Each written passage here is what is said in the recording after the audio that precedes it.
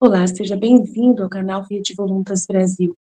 Nós estamos aqui para convidar você à compreensão de como deve encarar as formações e as leituras dos escritos que nós lemos neste canal. Os escritos são plenamente católicos, da Igreja Católica Apostólica Romana, principalmente nesses últimos tempos, que nós tanto precisamos entender os acontecimentos que estão acontecendo em nossa igreja.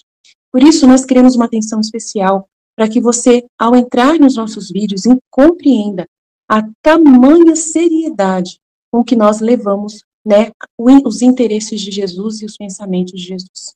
Aqui nós lemos e realmente penetramos profundamente nas dores de nosso Senhor Jesus Cristo. Nós temos verdadeiramente uma intimidade com Ele e estamos buscando ajudar as pessoas que querem essa santidade de viver na vontade divina, ensinada por Deus, por Jesus Cristo, a serva de Deus, Luísa Picarreta, que foi acompanhada com muitos padres da Igreja Católica. E ela recebeu uma santidade, um dom para esses tempos muito importante, que é o de viver na vontade divina, que é totalmente diferente do que a igreja conheceu nesses 2000 anos.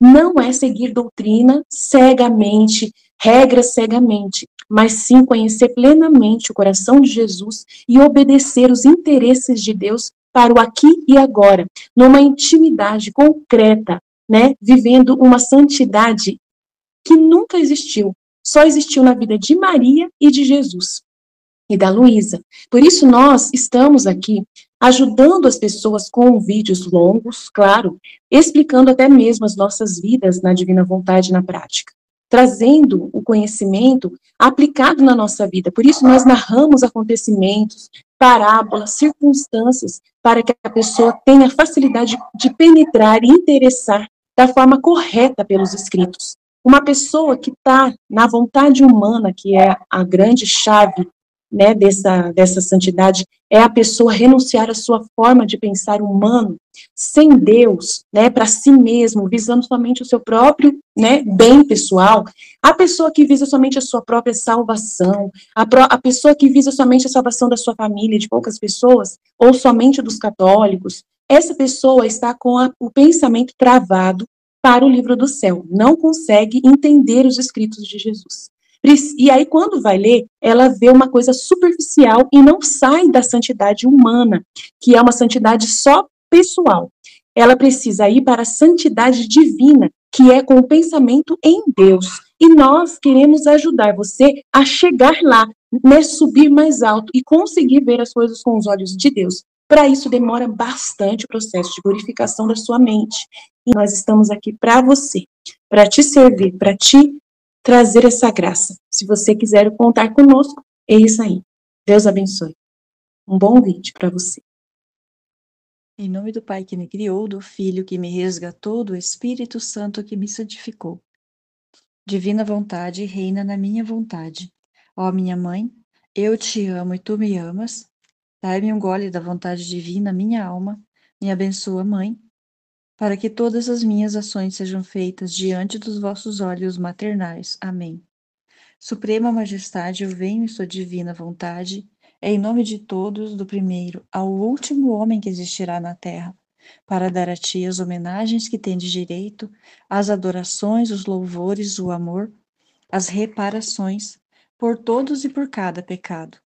Vem o Senhor na sua divina vontade, dou-te a minha vontade humana, por meio do Imaculado Coração de Maria, que possui todos os dons e os frutos da divina vontade. Dai-me, Senhor, então a tua divina vontade. Vem, ó divina vontade, nesta ação que eu estou a fazer e em todas as ações que eu farei durante este dia. Amém. Fiat. Vinde, Espírito Santo, vinde por meio da poderosa intercessão do Imaculado Coração de Maria, vossa amadíssima esposa e nossa mãe. Amém. Vinde, Espírito Santo, vinde por meio da poderosa intercessão do Imaculado Coração de Maria, vossa amadíssima esposa e nossa mãe. Amém. Vinde, Espírito Santo, vinde por meio da poderosa intercessão do Imaculado Coração de Maria, vossa amadíssima esposa e nossa mãe. Amém. Continuando a leitura do Livro do Céu, volume 1, capítulo 11. A primeira coisa que a alma deve é fazer morrer a própria vontade em tudo, mortificando-a constantemente em todas as coisas. Depois me dizia: a primeira coisa que quero que mortifiques é a tua vontade. Aquele eu deve ser destruído em ti. Quero que a tenhas sacrificada como vítima diante de mim, para fazer de tua vontade e da minha, para fazer que de tua vontade e da minha se formem uma só. Não estás contente? Eu respondia: sim, Senhor, mas dá-me a graça, porque vejo que por mim nada posso. E ele continuava dizendo-me: sim, eu mesmo te contradirei em tudo, e às vezes por meio das criaturas. E assim se sucedia.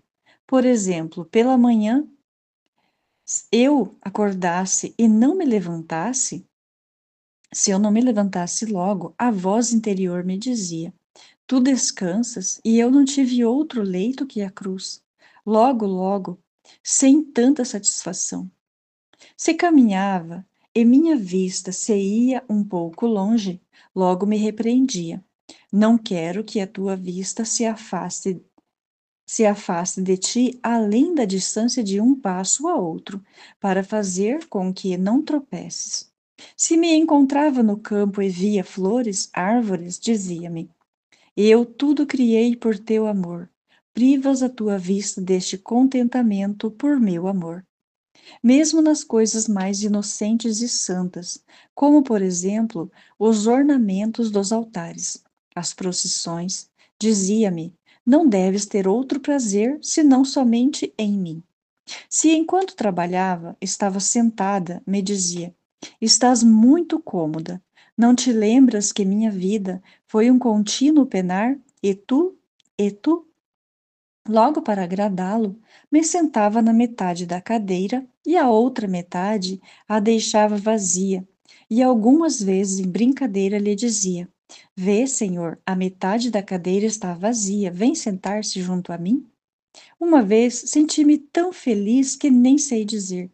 Algumas vezes que estava trabalhando com lentidão e apatia, me dizia: logo, depressa, que o tempo que ganharás apressando-te, virás a passá-lo junto a mim na oração. Às vezes, ele mesmo me dizia quanto trabalho eu deveria fazer. Pedia que ele viesse me ajudar. Sim, sim, me respondia. Faremos isso juntos para que depois de terminares, ficaremos mais livres. E acontecia que em uma hora ou duas eu fazia o que tinha que fazer o dia todo. Então ia rezar e me dava tantas luzes e me dizia tantas coisas que levaria muito tempo para contá-las. Lembro-me que, enquanto trabalhava sozinha, via que o fio não era suficiente para concluir o trabalho e que teria que ir com a família para buscá-lo. Então me dirigia a ele e dizia: de que serve, meu amado, ter-me ajudado? Porque agora vejo que preciso ir à família e posso encontrar pessoas e elas me impedirão de voltar novamente. E então nossa conversa terminará. O quê? O quê? Ele me dizia. E tu tens fé? Sim. Pois não temas, eu te farei terminar tudo. E assim sucedia, e logo eu me punha a rezar. Se fosse a hora do almoço e eu comesse algo agradável, repreendia-me internamente, dizendo: talvez tenhas esquecido que eu não tinha outro gosto, além de sofrer por teu amor, e que tu não deverias ter outro gosto, além de te mortificares por meu amor? Deixa e come o que não te agrada. E eu imediatamente pegava e levava para a pessoa que ajudava no serviço. Ou então dizia que não queria mais. E muitas vezes passava quase em jejum. Mas quando ia rezar, recebia tanta força e sentia tanta saciedade que me sentia enjoada de tudo o mais. Outras vezes, para me contradizer, se eu não sentisse vontade de comer, ele me dizia: quero que te alimentes, por meu amor. E enquanto a comida E enquanto a comida se une ao corpo, peça-me para unir o meu amor à tua alma, e todas as coisas serão santificadas.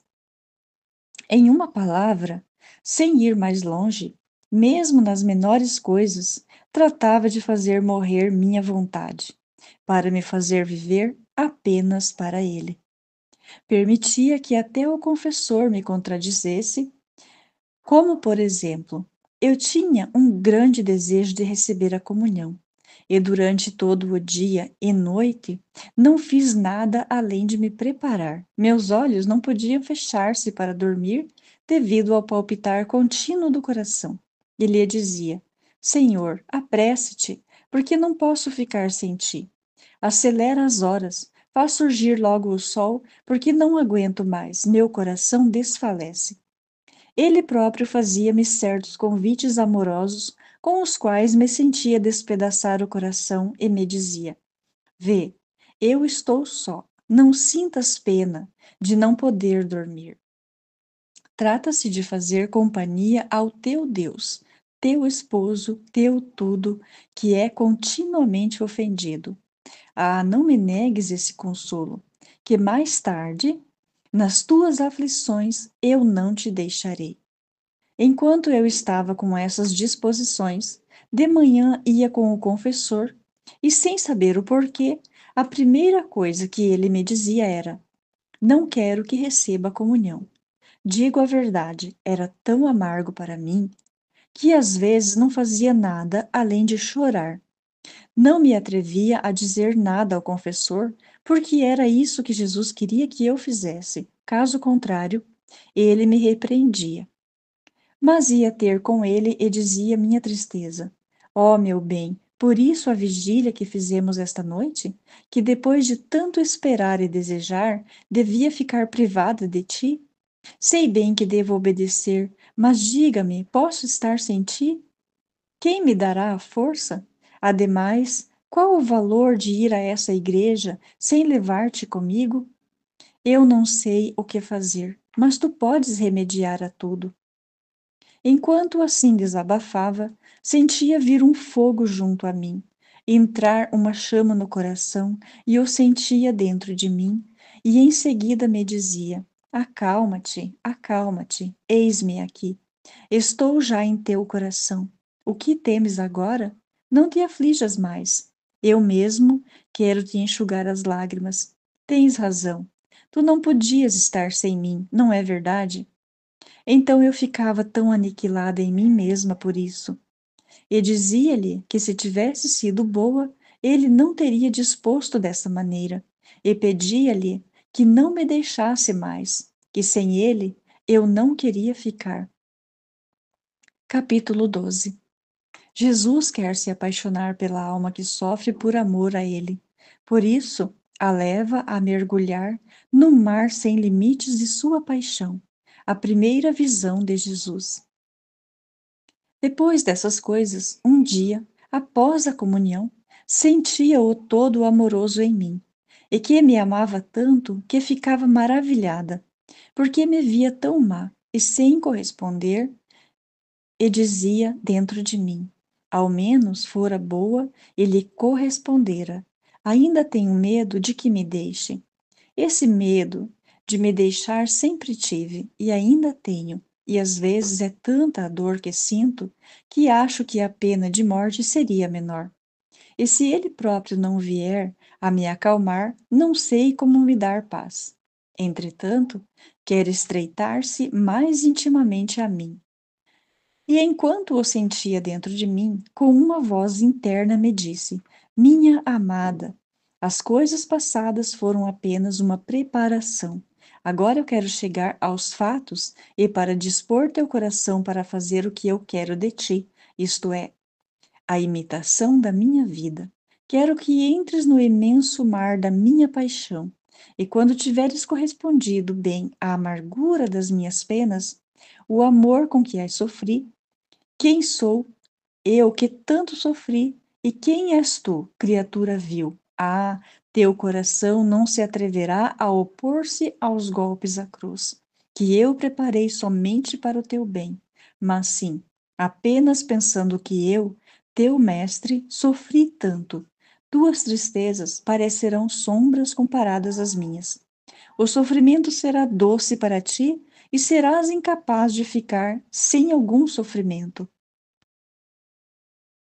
Minha natureza tremia só de pensar no sofrimento. Pedi-lhe para dar-me força, porque sem ele eu teria usado seus próprios dons para ofender o doador. Então comecei a meditar na paixão, e isso fez tanto bem à minha alma, que acho que todo o bem chegou a mim dessa fonte. Via a paixão de Jesus Cristo como um imenso mar de luz, que com seus inúmeros raios me feriam muito, isto é, raios de paciência, de humildade, de obediência e de tantas outras virtudes. Eu me vi toda cercada por essa luz e fui aniquilada me vendo tão diferente dele. Aqueles raios que me inundaram eram para mim muitas outras censuras que me diziam: um Deus paciente e tu, um Deus humilde e submetido até aos seus próprios inimigos, e tu, um Deus que sofre tanto por teu amor e teus sofrimentos por seu amor. Onde eles estão? Às vezes, ele mesmo me narrava as penas sofridas e eu ficava tão comovida que chorava amargamente. Um dia, enquanto trabalhava, estava considerando as penas muito amargas que meu bom Jesus sofreu. Porém, meu coração se sentiu tão oprimido pela dor que me faltava respiração. Temendo algo, eu queria me distrair inclinando-me para a varanda. Começo a olhar no meio da rua, mas o que vejo? Vejo a rua cheia de gente, e no meio, meu amado Jesus com a cruz nos ombros. Um o puxava de um lado, o outro, alguém pelo outro lado, todo ofegante. Com o rosto gotejando sangue e levantando os olhos em minha direção, numa atitude de me pedir ajuda. Quem pode contar a dor que senti, a impressão que uma cena tão lamentável causou em minha alma? Entrei rapidamente em meu quarto. Eu mesma não sabia onde estava. Sentia meu coração rasgar em pedaços por causa da dor. E chorando lhe dizia: Meu Jesus, ao menos eu pudesse ajudar-te, pudesse libertar-te daqueles lobos furiosos. Ah, eu gostaria ao menos de sofrer essas penas em teu lugar, para aliviar minha dor. Ah, meu bem, dá-me sofrimento, porque não é justo que tu sofras tanto, e eu, pecadora, fique sem sofrer. Desde então, recordo que se incendiou em mim tanto desejo de sofrer que não se apagou até agora. Também me lembro que depois da comunhão, pedia-lhe ardentemente para me conceder sofrimento, e ele, às vezes, para me contentar, parecia-me que tomava os espinhos de sua coroa e cravava-os no meu coração. Outras vezes, sentia que tomava meu coração entre suas mãos e o estreitava tão forte que, pela dor que eu sentia, perdia os sentidos. Quando lhe avisava que as pessoas poderiam perceber algo e ele estava disposto a me dar essas penas, eu logo lhe dizia: Senhor, o que tu estás fazendo? Peço que me des o sofrimento, mas que ninguém perceba. Assim, por algum tempo, ele me contentou, mas meus pecados me tornaram indigna de sofrer secretamente, sem que ninguém o soubesse. Capítulo 13. Jesus quer que a alma toque com a mão o seu próprio nada e se disponha da mais profunda humildade. Por isso, a priva de toda consolação e graça sensível. Escondendo-se dela. Lembro-me que muitas vezes após a comunhão, ele me dizia: Tu não poderás realmente se assemelhar a mim, senão por meio de sofrimentos. Até agora estive ao seu lado. Agora quero deixar-te sozinha um pouco, sem me fazer sentir. Vê, até agora eu te guiei pela mão, instruindo-te e corrigindo-te em tudo. e tu não fizeste nada além de me seguir. Agora eu quero que faças isso por ti mesma. Entretanto, mais atenta do que antes, pensando que estou olhando para ti, mas sem me fazer sentir, e que, quando eu me fizer sentir novamente, virei para recompensar-te se tiveres sido fiel a mim, ou punir-te se tiveres sido ingrata. Fiquei tão assustada e aterrorizada com esta notícia que lhe dizia: Senhor, meu tudo e minha vida, como poderei sobreviver sem ti? Quem me dará força? Como, depois que me fizeste deixar tudo, de modo que eu sinto que não existe ninguém para mim, queres me deixar só e abandonada? Talvez tenhas esquecido do quão ruim eu sou, e que sem ti eu não posso fazer nada? E por essa recriminação, assumindo um aspecto mais sério, acrescentou: É que eu quero fazer-te compreender bem quem tu és. Vê, estou fazendo isso para o teu próprio bem. Não te entristeças. Quero preparar teu coração para receber as graças que te designei. Até agora eu te ajudei sensivelmente. Agora será menos sensível. Te farei tocar com a mão o teu nada. Te cimentarei bem na profundidade humilde. Te cimentarei bem na profunda humildade para poder construir sobre ti os muros mais altos.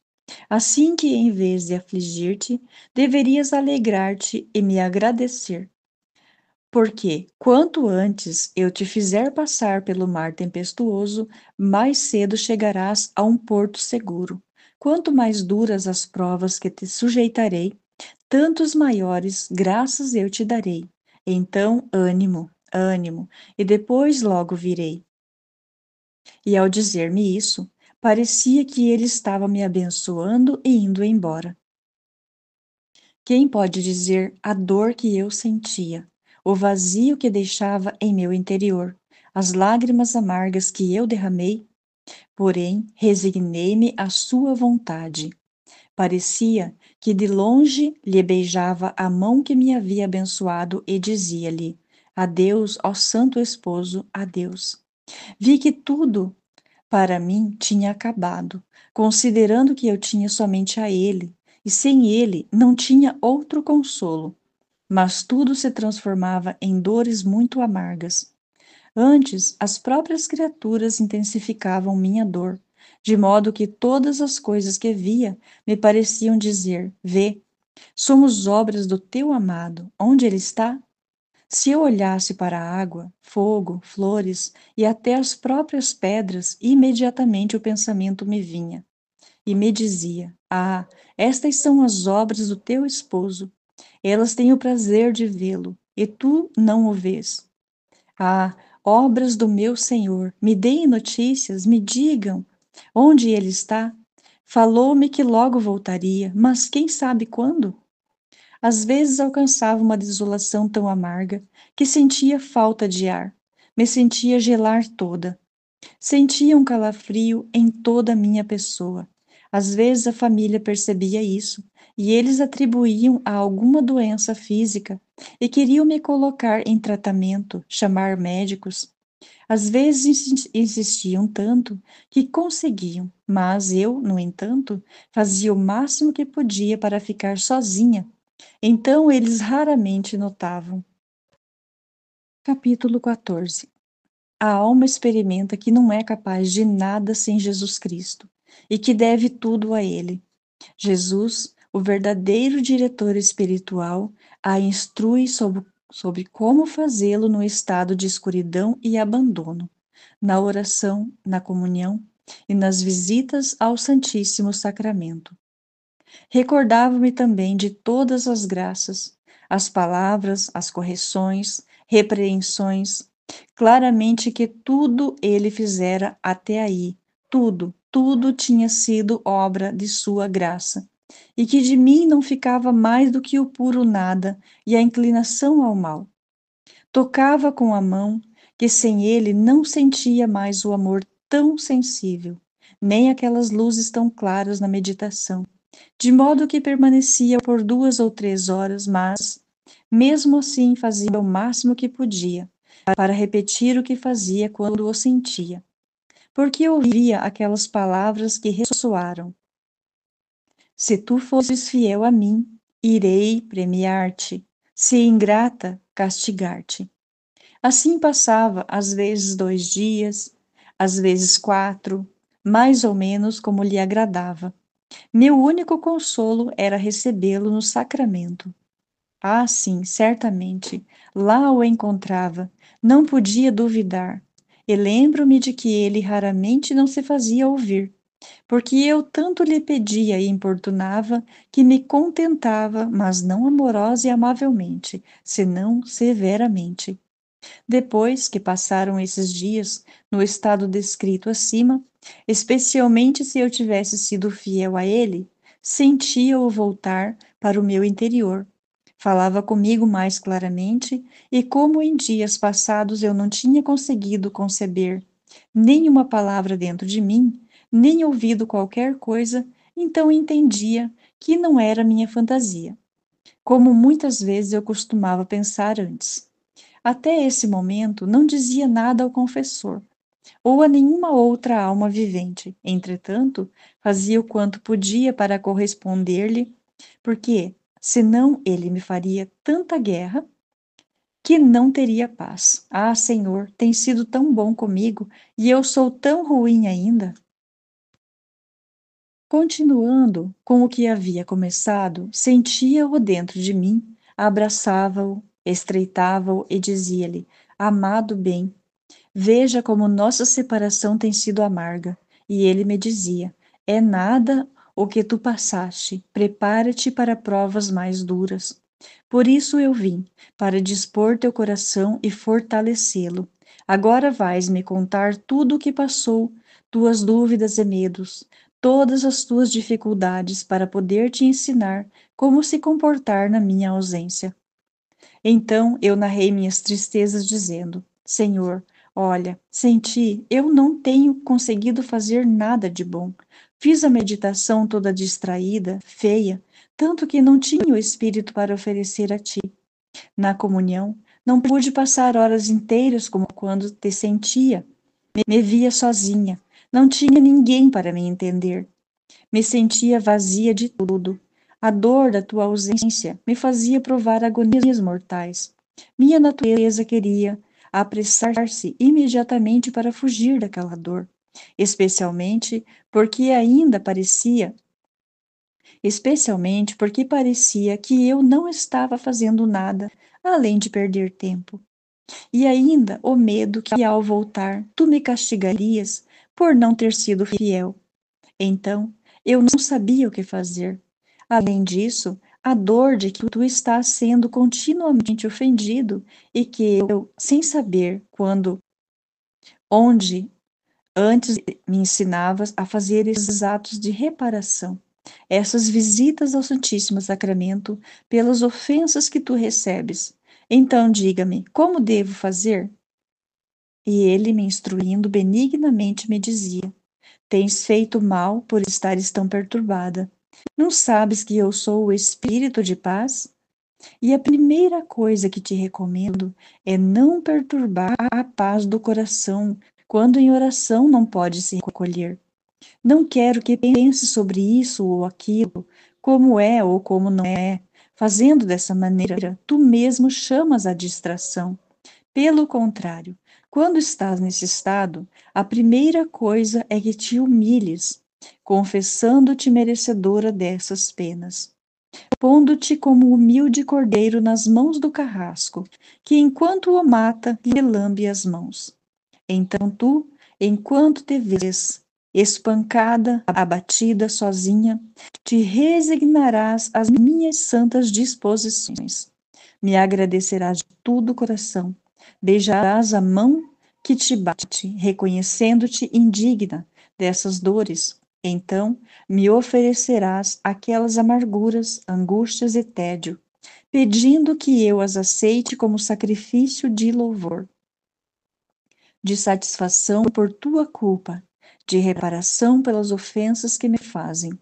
Ao fazer isso, tua oração se elevará diante do meu trono como um incenso perfumado.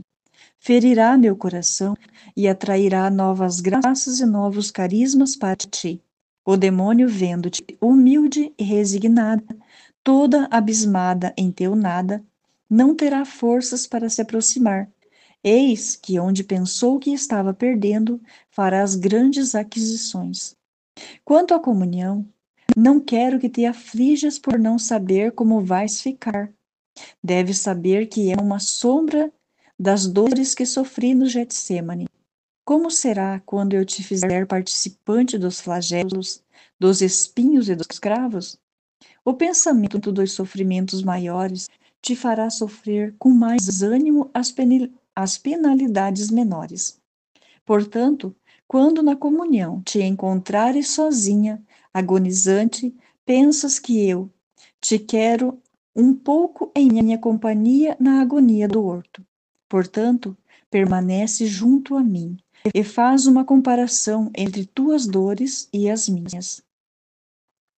Vê-te sozinha, privada de mim, e eu também só, abandonado pelos meus amigos mais fiéis que estão sonolentos, deixado sozinho até pelo meu divino Pai. E também no meio de uma dor amarguíssima, cercado por cobras, víboras e cães raivosos, que eram os pecados dos homens, e onde estavam também os teus, que fizeram parte deles, de modo que me parecia que queriam me devorar vivo. Meu coração sentiu tanta opressão como se estivesse sob uma pensa, tanto que suei sangue vivo. Dize-me, quando chegaste a sofrer tanto? Então, quando te encontrares privada de mim, aflita, vazia de todo o consolo, cheia de tristeza, de angústia e dores, aproxima-te de mim, limpa-me esse sangue, oferece-me essas tristezas como alívio para minha agonia amarguíssima. Ao fazer isso, encontrarás uma maneira de permanecer comigo após a comunhão. Não que não sofras, porque a dor mais amarga que posso dar às minhas queridas almas é privando-as de mim. Mas tu, pensando que com o teu sofrimento me dás conforto, ficarás satisfeita. Em relação às visitas e atos de reparação, tu deves saber que tudo o que fiz no decorrer de 33 anos, desde o nascimento até a morte, o contínuo no sacramento do altar, ou continuo no sacramento do altar. Por isso, quero que me visites 33 vezes por dia, honrando todos os meus anos e unindo-te comigo no sacramento, com minhas mesmas intenções, isto é, de reparação, de adoração. Isso tu farás em todos os momentos do dia. Volta imediatamente o primeiro pensamento da manhã diante do tabernáculo, onde estou por teu amor, e visita-me.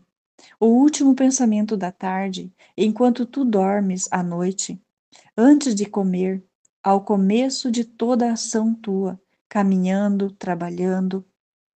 Enquanto assim me dizia, sentia-me toda confusa e, sem saber se poderia fazê-lo, disse-lhe: Senhor, peço que fiques comigo até que eu tenha o hábito de fazê-lo, porque sei que contigo posso fazer tudo, mas sem ti, o que posso fazer eu, miserável? E ele benignamente adicionava: Sim, sim, eu vou te contentar. Quando te faltei, quero tua boa vontade e dar-te-ei qualquer ajuda que desejares. E assim fazia.